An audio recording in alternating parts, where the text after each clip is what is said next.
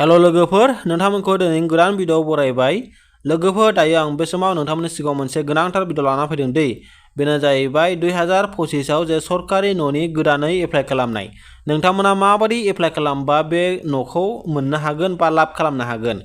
बिनिफ्राय नोंथांमोना मा डकुमेन्ट्स नांगोन बेखौ एप्लाइ खालामनो थाखाय दायो गोदानै बे 2025 आवहाय बिनिफ्राय जे जुदि नोंथांमोना सोरबा न'खरावहाय सोरनिबा नामाव जुदि मोनखानाय दङब्ला आरो बे नोंथांनि न'खरावनो गुबुन सासेनि नामाव नोंथांमोना मोनगोन ना मोना बा माब्रै एप्लाइ खालामनो हागोन ना हाया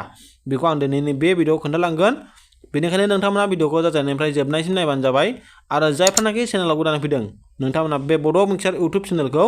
साबस्क्राइब खालामनानै लाबानो जाबाय जेन' बेबायदिनो आं बर' रावजों लेटेस्ट भिडिअ लाना फैयोबा जेन' नोंथांमोना मोननो हायो आरो लोगोफोर भिडिअखौ मोजां मोनोबा लाइक खालामना होबानो जाबाय आरो नोंथांनि लोगोफोरनो भिडिअखौ शेयार खालामनानै होबानो जाबाय सिगाङावनो जोङो मोनसे बे निउस बा नटिसखौ जोङो नायग्रोगोन दै आरो बे नटिस बा निउसआ जे आसाम गभर्नमेन्टनिफ्राय फैनाय मोनसे नटिस दै खुनु बियो फेक नङा बियो रियेल बेयाव नोंथांमोना गाहायाव बे गोजौआव नुदों प्रधान मन्त्रि आवास यजना 2.0 आरो बेनि गाहायाव नुदों नोंथांमोना जे अनलाइन रेजिस्ट्रेशन स्टार्टेड थारमाने बे जे सरकारि न'नि जे अनलाइन एप्लाइ खालामनाय बियो स्टार्ट जाबाय दै बियो जाबाय नोंथांमोना दायो एप्लाइ खालामनो हासिगोन आरो गाहायाव होबावदों for 1 crore new houses थारमाने गासै नैबे 2025 आवहाय जे गभर्नमेन्टआ 1 crore बेनिफिसारिनो 1 crore था न' होनो थांगासिनो दङ दै आरो बिनि अनलाइन एप्लाइआबो स्टार्ट जाबाय आरो गाहायाव लिरना होबावदों जायनाखि इन्टारेस्टेड बा जायनाखि जे एप्लाइ खालामनो थाखाय बे सरकारि न'नि थाखाय एप्लाइ खालामनो थाखाय गोसो बिथांमोना दायो अनलाइन एप्लाइ खालामनो हासिगोन होननानै जे आसाम सरकारा बेवहाय रोखा फोरमायबाय दै एप्लाइ खालामनो थाखाय आङो नैबे AwasPlusनि अफिशियेल वेबसाइटआव हाबफैबाय दै आरो आङो बिनि लिंकखौ भिडिअनि डिसक्रिप्शनाव होनानै दोनगोन बेयाव फैनाय लोगो लोगोनो लोगोफोर नैबे गोजौआव दङ मबाइल एप्लिकेशन आरो बिनि गाहायाव 1 नाम्बाराव होनाय दङ latest app version for AwasPlus 2024 survey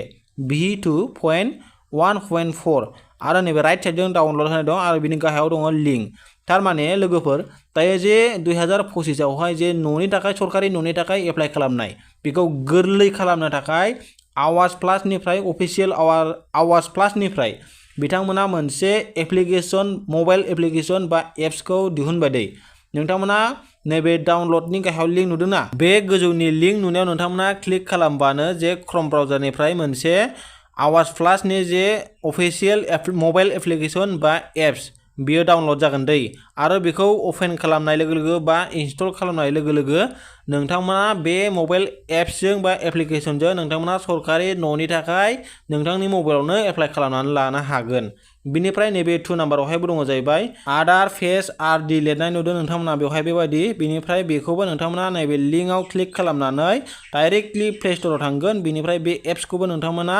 install बा डाउनलड खालामनानै लानांगोन नोंथांमोननि मबाइलाव दा बिनि खामानिया मोनसेल'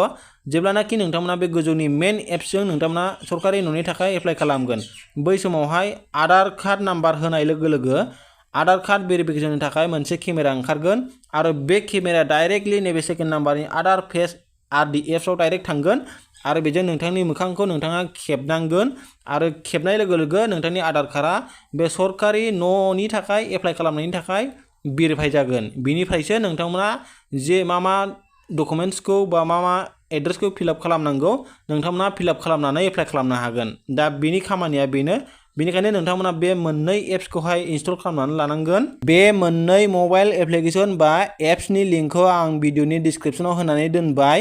बिनिफ्राय जेब्लानाखि नोंथांमोना सरकारि न'नि थाखाय एप्लाइ खालामनो बे मेन एप्स AwasPlusखौ ओपन खालामो नोंथांमोननियाव बेबायदि पेज गेवगोन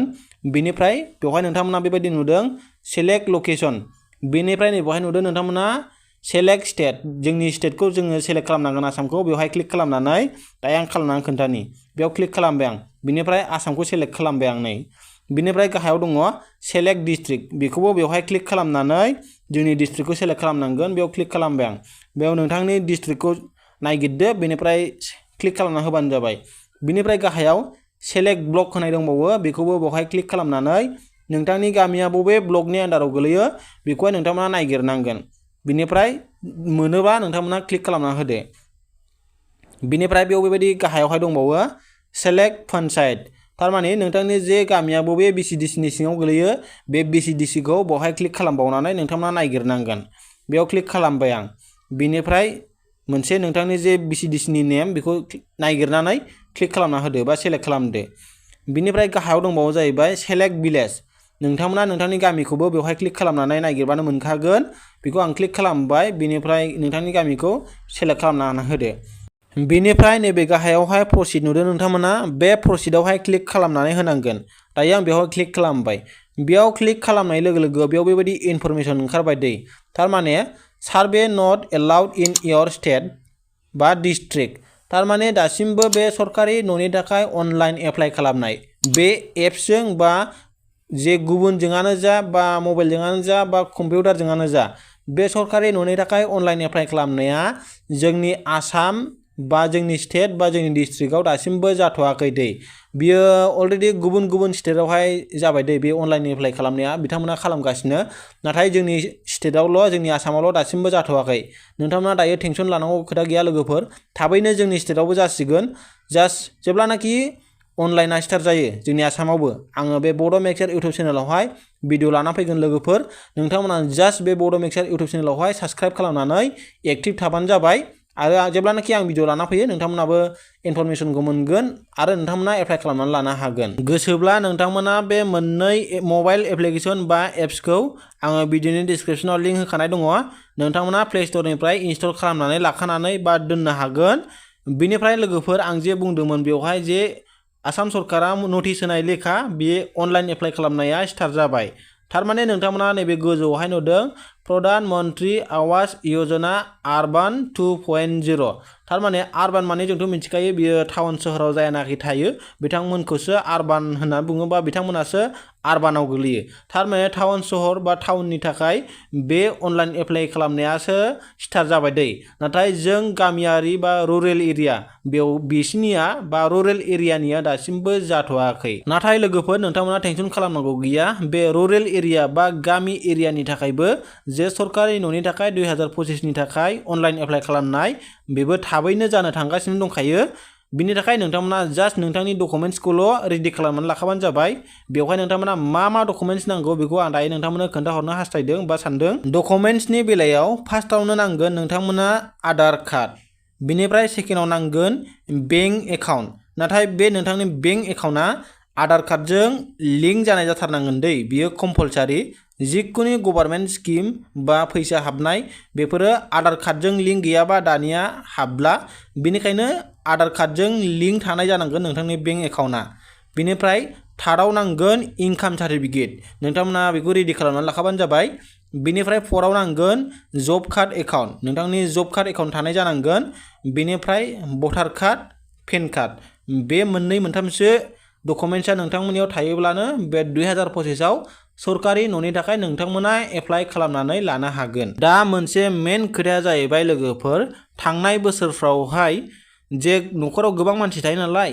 गुबुन सासेनि नामावहाय अलरेडि सरकारि न'खौ मोनखांखाबाय दायो बे समावहाय गुबुन सासेनि नामावहाय आरो गंसे मोनबावगोन ना मोनबावा बे मोनसे गोबां मानसिफोरनि गोसोआव साननाय बा कुइसन सिखाङो दै दा आं बेखौ नोंथांमोननो खोन्थाहरनो हास्थायदों दे लोगोफोर दायो नोंथांमोना सिगांहाय जुदि गुबुन न'खरावहाय गुबुन सासेनि नामावहाय मोनदोंब्ला आरोबाव न'खरावहाय गुबुन सासेनि नामावहाय मोननो हाबावो दे लोगोफोर नाथाय जोंनि बे मेम्बार चेयारमेन बिथांमोनासो न'खराव सानै मोना होननानै बिथांमोना भेरिफाइ जाब्लाबो बिथांमोना भेरिफाइ खालामनानै हरा बा नाम लिस्ट फैबाबो बिथांमोना रिजेक्ट खालामनानै होयो दा लोगोफोर जों नुनो हायो जोंनि गामिफ्राव बा गामि खाथिफ्राव बा जोङो फ्राय आदिबासिफोरनाव जोङो नायबा नुनो मोनो बिथांमोननियावहाय गंनै गंथाम गाहाम बिथांमोननिया मोननाय दङ दै नाथाय बिथांमोना माबोरै मोननो हाखो बिथांमोनानो जुदि मोननो हादोंब्ला जों बर'फ्रा मानो मोननो हाया बे मोनसे कुइसन जानानै फैदों दा नोंथांमोना गंसे मोनबावनायनि राहायानो जाहैबाय नोंथांमोना नोंथांनि भिलेज मेम्बार बा